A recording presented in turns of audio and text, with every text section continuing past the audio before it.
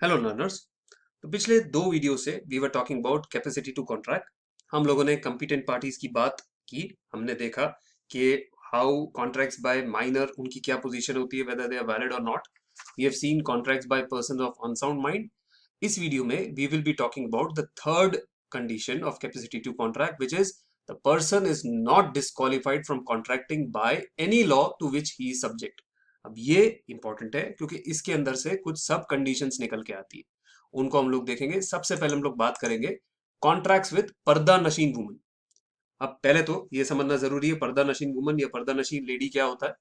तो पर्दा नशीन लेडी की लॉ के अंदर डेफिनेशन ये है, पर्दा pardanashin lady is one who by custom of the country or by the usage of the particular community to which she belongs is obliged to observe complete seclusion। मतलब भारत के अंदर भी कुछ कम्युनिटीज है जो अपनी लेडीज को पब्लिक के अंदर नॉर्मली नहीं रहने देते, उनको सिक्लूडेड रखते हैं। They are kept under a purdah, उनको पर्दे के पीछे रखा जाता है, तो उसको पर्दा नशीन वुमन बोला जाता है। अब पर्दा नशीन वुमन कॉन्ट्रैक्ट कर सकती है कि नहीं कर सकती, ये एक सवाल आता है।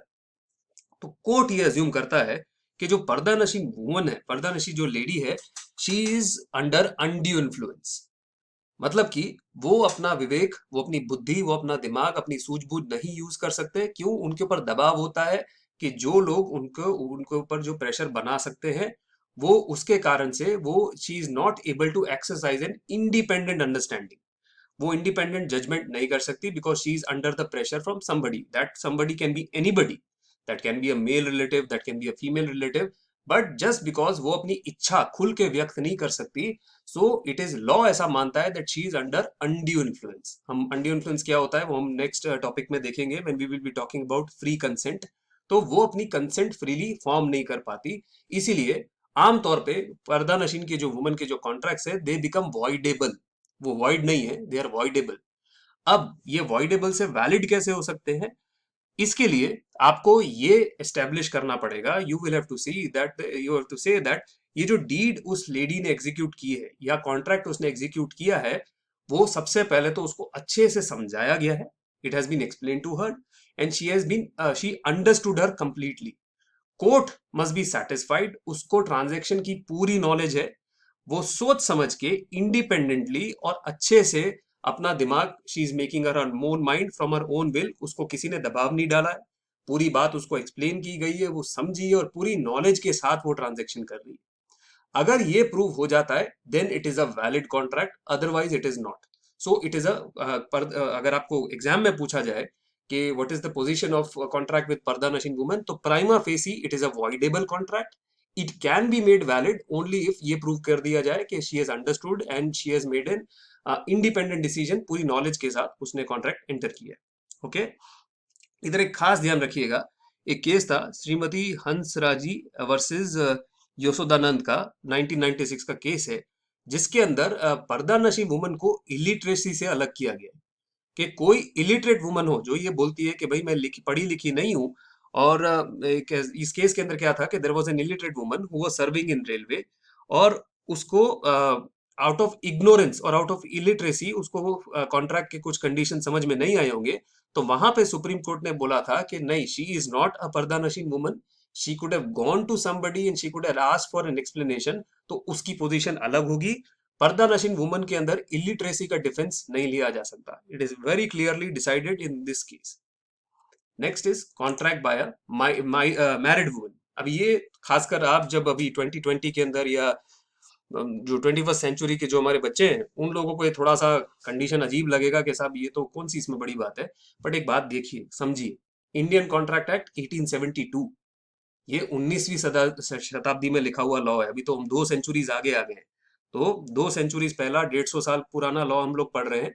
इसके अंदर ये जो आप कंडीशन पढ़ते हैं तो आपको कुछ बातें लगेगी कि तो ठीक है, इसमें कौन सी बड़ी बात है। बट उस जमाने में वो बड़ी बात होती थी, जहां पे क्लियर कट लिखा गया है अ मैरिड वुमन, एक शादीशुदा औरत जो है, she can enter into a valid contract without her husband's consent. मतलब उसको कोई भी कॉन्ट्रैक्ट करने के लिए किसी की परमिशन लेने की जरूरत नहीं है।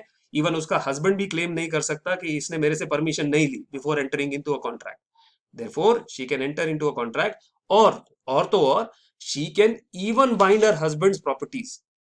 अगर उसको कॉन्ट्रैक्ट के लिए अगर कोई सामान खरीदने के लिए अगर अपने हस्बैंड की प्रॉपर्टीज गिरवी रखनी पड़े या हस्बैंड की प्रॉपर्टी को उसके अंदर कॉन्ट्रैक्ट के अंदर बाइंड करना पड़े, that is also allowed, but this is allowed only in case of necessity. मतलब ऐसा नहीं कि वो अपने ऐशो आराम के लिए घूमने फिरने के लिए हस्बैंड की प्रॉपर्टी यूज करे, बट अगर किसी औरत को खाना खरीदने के लिए, घर के कपड़े खरीदने के लिए, बच्चों की फीस भरने के लिए अगर वो अपने हस्बैंड का क्रेडिट कार्ड यूज करती है या हस्बैंड के पैसे यूज करती है, तो it is completely allowed. The husband can not claim कि मुझसे पूछे बिना मेरी प्रॉपर्टी यूज कर रही है। She can pledge his credit for pressing necessities. Now अगर कोई मैरिड वुमन अपनी स्किल से, अपनी मेहनत से, अपने काम से, अपनी जॉब से अगर कुछ चीज कमाती है या कोई प्रॉपर्टी बनाती है, कुछ पैसे लेके आती है, that is deemed to be her separate property. उसके हस्बैंड का उसके ऊपर कोई अधिकार नहीं होता, वो उस औरत की अपनी property. She can also file a suit in her own name. और अगर किसी इंसान को अगर एक मैरिड वुमन पे सूट फाइल करना है तो उसके ऊपर करेगा, उसके हस्बैंड के ऊपर नहीं करेगा। So she may sue and be sued in her own name. मतलब उसके ऊपर कोई भी कोर्ट प्रोसीडिंग होती है तो उसमें उसके हस्बैंड का कोई रिलेशनशिप नहीं है। लाइक आई सेड, ये आपको थोड़ा सा लगेगा कि ये कोई बहुत बड़ी बात नहीं है, बट आप सोचिए कि जब 1872 में लॉ बना था तो काफी बड़ी बात थी, क्योंकि उस जमाने में ये इतना प्रोग्रेसिव लॉ नहीं देखा जाता था। एक और चीज जो आती है इसके इस प्रोविजन के अंदर, that is contracts by corporation. अब कॉरपोरेशंस मतलब जो कंपनियां होती है या कोई स्टेट कॉरपोरेशन बनती है या कोऑपरेटिव सोसाइटी बनती है, वो कॉन्ट्रैक्ट कर सकती है कि नहीं, तो उसको इधर एड्रेस किया गया है। Corporation is an artificial person. हम आगे कंपनीज एक्ट पढ़ेंगे, बट आपने ट्वेल्थ के अंदर या अपने ग्रेजुएशन के अंदर जरूर पढ़ा होगा कि company is a separate legal entity. It is an artificial person. It is competent to contract. मतलब कि अगर मैं अनुज शर्मा हूं और मैं किसी कंपनी का, मेरी एक कंपनी है CL Sharma resorts private limited, तो अगर मैं अपने घर के लिए कुछ सामान खरीद के आता हूँ अपनी कैपेसिटी में, तो वो भी मुझे अलाउड है। बट अगर मैं कहीं घर खरीदता हूँ, मैं अपने लिए घर खरीदता हूँ, तो I can purchase that house in my own name. Anuj Sharma के नाम पे मैं घर खरीद सकता हूँ। वहीं पे अगर मुझे अपनी कंपनी के लिए कोई ऑफिस खरीदना है या कंपनी के लिए कोई जमीन खरीदनी है, तो मैं अपनी कंपनी के नाम पे कॉन्ट्रैक्ट कर सकता हूँ। उसमें कंपनी कैसे साइन करती है, तो जो कंपनी का आर्टिफिशियल सी कंपनी का जो कंपनी सील होता है, रजिस्टर्ड सील होता है, that is considered as signature of the company. But एक एक्सेप्शन है इसका, company can not enter into contracts of strictly personal nature. अभी आपको अपने आप समझ में आ जाएगा अगर आप पर्सनल नेचर के कॉन्ट्रैक्ट को समझे। What is contract of personal nature? तो शादी करना, marriage is a contract of personal nature. अगर मुझे शादी करनी है तो I will have to go and marry my wife. somebody else cannot go and marry her on my behalf, right? It is a contract of personal nature. Similarly, vote डालना, अगर मुझे vote डालना है तो वोट मैं डालूंगा, मेरा vote कोई और जाके नहीं डाल के आएगा। It is a contract of personal nature. So that is the reason a company can not enter into a contract of personal nature. कोई ऐसा नहीं होता कि एक कंपनी एक लड़की के साथ पूरी कंपनी मिलकर शादी कर रही है, ऐसा नहीं होता। एक लड़के के साथ पूरी कंपनी शादी कर रही है, this is not allowed. It can not enter into a contract of personal nature. Last जो इसके अंदर पोजीशन हम लोग देखेंगे, that is contracts by insolvent. तो इंसॉल्वेंट कौन होते हैं? The person who have been declared as insolvent under whatever law, जैसे इंसॉल्वेंसी एंड बैंकिंग एक्ट हुआ, या फिर किसी और लॉ के अंदर अगर आपको इंसॉल्वेंट घोषित कर दिया, बैंकरप्ट घोषित कर दिया, दिवालिया घोषित कर दिया, तो an insolvent can not enter into a contract, period. As उसकी प्रॉपर्टी जो है, it is vested in the hand of official assignee और ऑफिशियल रिसीवर। अगर वो ऑलरेडी उसका दिवाला निकल गया है, तो how can that person go and enter into another contract? वो किसी और से फिर वापस से कॉन्ट्रैक्ट करे, फिर वो कॉन्ट्रैक्ट को ब्रीच करे, उसको रोकने के लिए कानून उसके ऊपर सीधा सीधा अंकुश लगा देती है that you can not enter into a contract.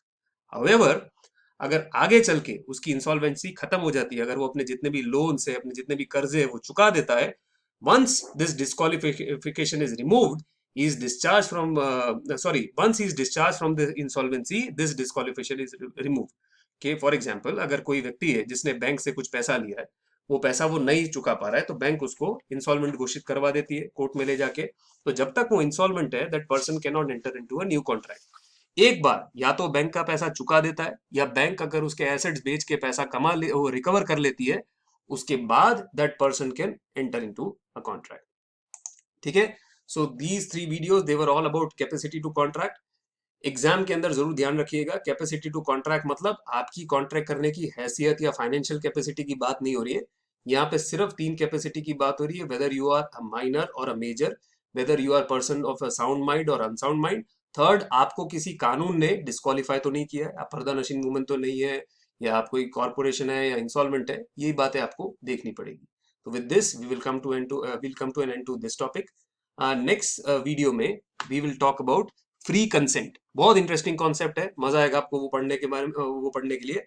So please click on the next video. Thank you.